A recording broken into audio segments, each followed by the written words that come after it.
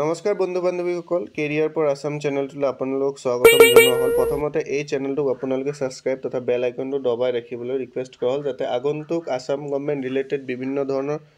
এক্সামবিলাকৰ notification তথা তাৰ লগত ৰিলেটেড পাঠ্যক্ৰমবিলাক আপোনালোকে পাই থাকে তো বেছি পলম নকৰি আজি আমি ডিসকাস কৰিব ওলাইছো আসাম টপ 1000 জিকেৰ ষষ্ঠ ভাগটো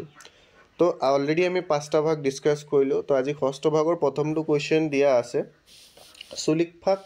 কি বুলি জনা যায় তো চুলিকফাক কি বুলি জনা যায়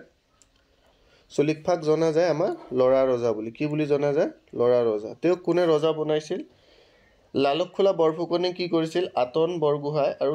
সুদৈফাক হত্যা কৰিছিল আৰু এই চুলিকফা এজন আছিল আমাৰ সামগুৰিয়া ফৈদৰ 14 বছৰীয়া লৰা তেও কি কৰিছিল লৰা লালুকখোলা বৰফুকনে ৰজা বনাই লালুকখোলা বৰফুকনৰ যিজনী জিয়ৰী আছিল 5 বছৰীয়া তেও এই চুলিকফাৰ লগতে বিয়া দিয়াইছিল ঠিক আছে পিছৰ কোৱেশ্চনটো চাও জয়মতীৰ গিৰিয়েকৰ নাম কি আছিল তো জয়মতীৰ গিৰিয়েকৰ নাম আমাৰ কি আছিল গদাধৰ সিংহ কি আছিল গদাধৰ সিংহ অপচন সি ইজ কাৰেক্ট জয়মতীক কোনে হত্যা কৰিছিল লালুকখোলা বৰফুকন আৰু চুলিকফাই মিলি কি কৰিছিল জয়মতীক হত্যা কৰিছিল কাৰণ তেও নিজৰ গিৰিয়েকৰ বিষয়ে তেওঁলোকক কোনো ইনফৰমেশন দিয়া নাছিল কেবে তেও হত্যা কৰা হৈছিল ঠিক আছে পিছৰ কোৱেশ্চনটো চাও গদাধৰ সিংহৰ আহোম নাম কি আছিল তো গদাধৰ সিংহৰ আহোম নাম কি আছিল চুলিকফা আমি নাছিল কাৰণ আমি এইমাত্ৰ পাইছো চুলিকফা লৰা সুহুমুঙ নাছিল কি আছিল তেতিয়া হল আমাৰ সুপাতফা কি আছিল সুপাতফা আৰু এই গদাধৰ সিংহ গদাপানী বুলিও গম পোৱা গৈছিল আৰু তেও জয়মতীৰ গিৰিয়েক আছিল ঠিক আছে কিমান চনত ইটাখুলিৰ যুদ্ধ সমাপ্তি হৈছিল তো ইটাখুলিৰ যুদ্ধ কিমান চনত সমাপ্তি হৈছিল 1682 গদাধৰ সিংহৰ দিনতে ইটাখুলিৰ যুদ্ধৰ কি কৰিছিল অন্ত পৰিছিল ওকে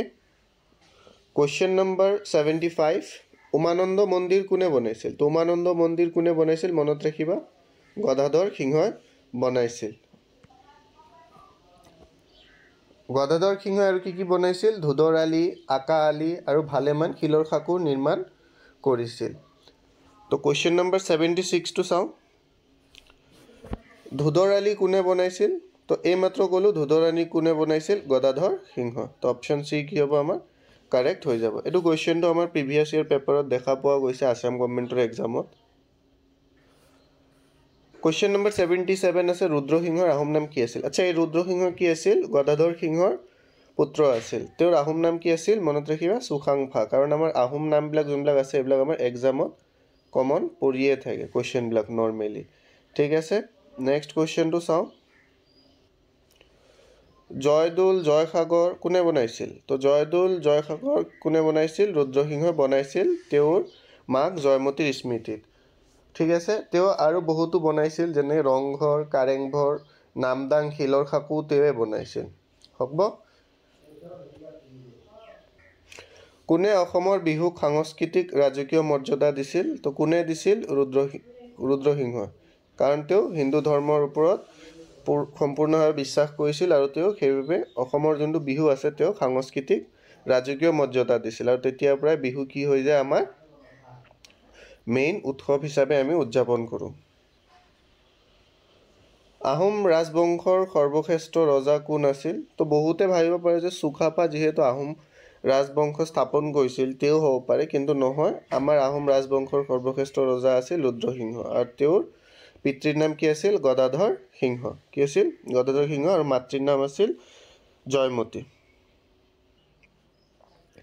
কবিৰাজ চক্ৰৱৰ্তী কাৰ ৰাজসভা স্থান পাইছিল কবিৰাজ চক্ৰৱৰ্তী আমাৰ ৰুদ্ৰ সিংহৰ ৰাজসভাতে কি গৈছিল স্থান পাইছিল আৰু তেও কি আছিল কবিৰাজ চক্ৰৱৰ্তীয়ে বহুতো কাব্য তথা গ্ৰন্থ ৰচনা কৰিছিল যেনেকৈ শংখচূড় বধ বাত আমাৰ কি হয় গীত গোবিন্দই হোক শকুন্তলাই হোক ব্ৰহ্মবৈবৰ্ত পুৰাণৰ অনুবাদে হোক এই সকলোবোৰ কোনে ৰচনা কৰিছিল আমাৰ কবিৰাজ চক্ৰৱৰ্তীয়ে কোৱেশ্চন নম্বৰ 82 চাও গীত গোবিন্দ কোনে ৰচনা কৰিছিল তো গীত গোবিন্দ এই মাত্ৰ মই কৈ আহিছো কোনে ৰচনা কৰিছিল কবিৰাজ চক্ৰৱৰ্তী কোনে ৰচনা কৰিছিল কবিৰাজ চক্ৰৱৰ্তী কোৱেশ্চন 83 চাও শিৱসিংহৰ আহোম নাম কি আছিল এই শিৱসিংহ কাৰ পুতেক আছিল শিৱসিংহ আছিল আমাৰ ৰুদ্ৰসিংহৰ পুতেক আৰু তেওঁৰ আহোম নাম কি আছিল চুতানফা কি আছিল চুতানফা এই শিৱসিংহই কিন্তু এষ্ট্ৰলজিৰ ওপৰত বৰকৈ বিশ্বাস কৰিছিল সেইবাবে তেওঁ নিজৰ ৰাজসিংহাসন এৰি নিজৰ ঘৈণীয়েকক কি কৰিছিল ৰাজসিংহাসনত বহাই বৰৰজা পাতিছিল হ'ব শিৱসিংহই কাৰ শৰণ লৈছিল শিৱসিংহই তুলসীদাসৰ শৰণ লোৱা নাছিল মাধৱ কন্দলীৰো শৰণ লোৱা নাছিল কৃষ্ণৰাম ভট্টাচাৰ্যৰো শৰণ লোৱা নাছিল কাৰ শৰণ লৈছিল কবিৰাজ চক্ৰৱৰ্তী এই কবিৰাজ চক্ৰৱৰ্তী কোন আছিল বংগদেশৰ পৰা অহা শক্তি পন্থাত বিলিভ কৰা মানে শক্তি পূজা কৰা এজন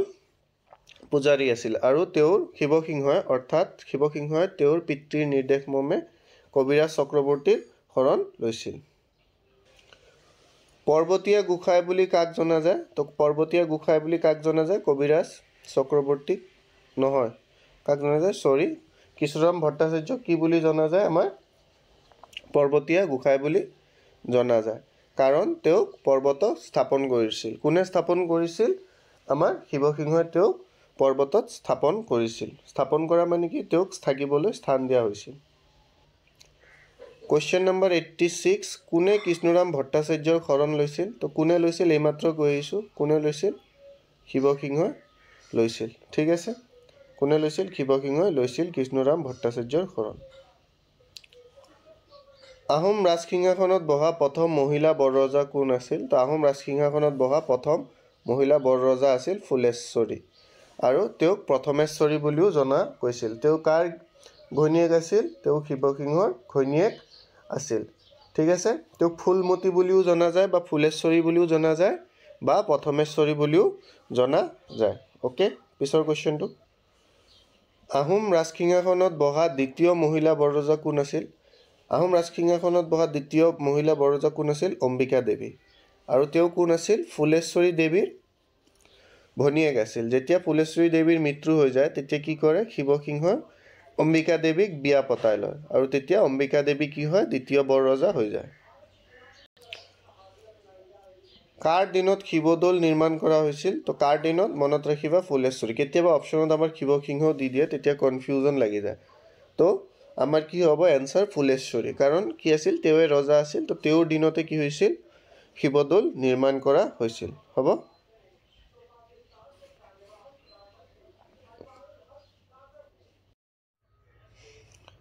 লাষ্ট কোৱেশ্চন নম্বৰ কি দিছে হস্তিবিদ্যাৰ নাম পুথিখন কোনে ৰচনা কৰিছিল তো হস্তিবিদ্যাৰ নাম পুথিখন কোনে ৰচনা কৰিছিল সুকুমাৰ বৰকাইতে আৰু এই হস্তিবিদ্যাৰ নাম পুথিখনত কেৱল মাত্ৰ হস্তি কেনেকৈ ৰাখিব লাগে বা হস্তিক কি কি খুৱাব লাগে কেনেধৰণে ভৰণ পোষণ কৰিব লাগে সেইবিলাকৰ ওপৰত বেছ কৰি লিখা হৈছিল ঠিক আছে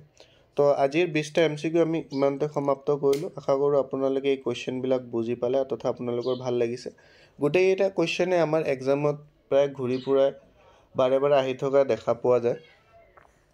আৰু এই চেনেলটোক আপোনালোকে সাবস্ক্ৰাইব কৰি ল'ব